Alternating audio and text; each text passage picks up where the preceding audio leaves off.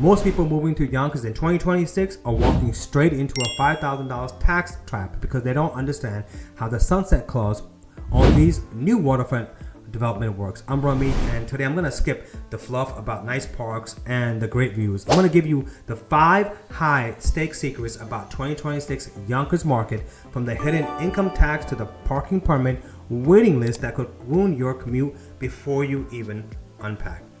I help family navigate the actual reality of Yonkers. If you're moving in 9 days or 90 days, my contact information is below. Let's build a plan that doesn't cost you a fortune in hidden fees. The abatement cliff. What does the real payment look like in 2026? Buyers often see waterfront condos in Yonkers listed with a low monthly carrying cost.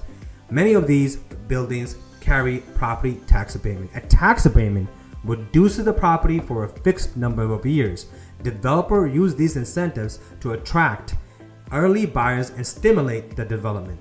Several waterfront developments are now approaching the end of these tax abatements.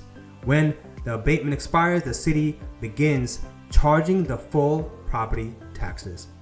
A monthly payment that looks like $1,200 today can increase to $2,500 or more once the full tax bill applies. The buyers who review only the monthly cost risk on a major payment just jump later. Even buyers should request an abatement schedule tied to their unit number. The expiring date determines the true long cost of the ownership. I review the abatement timeline for every client before we make an offer. This step reveals the real payment 3 to 5 years ahead. Buyers then decide with full financial clarity instead of facing a sudden increase later. Next, Yonkers income tax surcharge. Many buyers learn about this after they move. Yonkers charges a city income tax on residential. Residents pay a surcharge equal to 16% of New York state income tax. The rate often land near 16.75% of the state tax liability. The tax applies only to people who live in Yonkers. Yonkers often apply a small tax to people who work in the city but live elsewhere. That rate sits lower than the resident surcharge. A buyer moving from Manhattan often saves money on housing. The buyer moving to Yonkers needs to factor the city income tax into their overall budget. Mortgage payment tells only part of the story. Property taxes, commuter cost, and the Yonkers income tax shape the real monthly lifestyle costs. I advise clients to review the full financial picture before closing on a house in Yonkers. A clear tax assessment helps avoid surprises during the first filing season.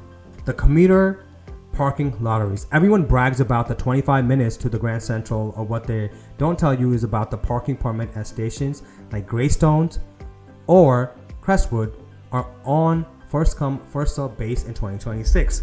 The waiting lists are brutal. If you're buying a house half a mile from the station thinking that you're gonna just drive and park there, you might be in for a 2-year waiting list. The pro move, what you need to do in 2026, we've target transition zone, where you can walk to the train station and even use the Beeline Bus Express connection, which are actually faster than fighting for a spot in the garage.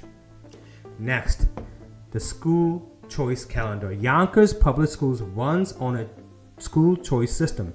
Families rank preferred schools instead of receiving automatic placement based on home address. Each year, parents submit school choice during the district selection window.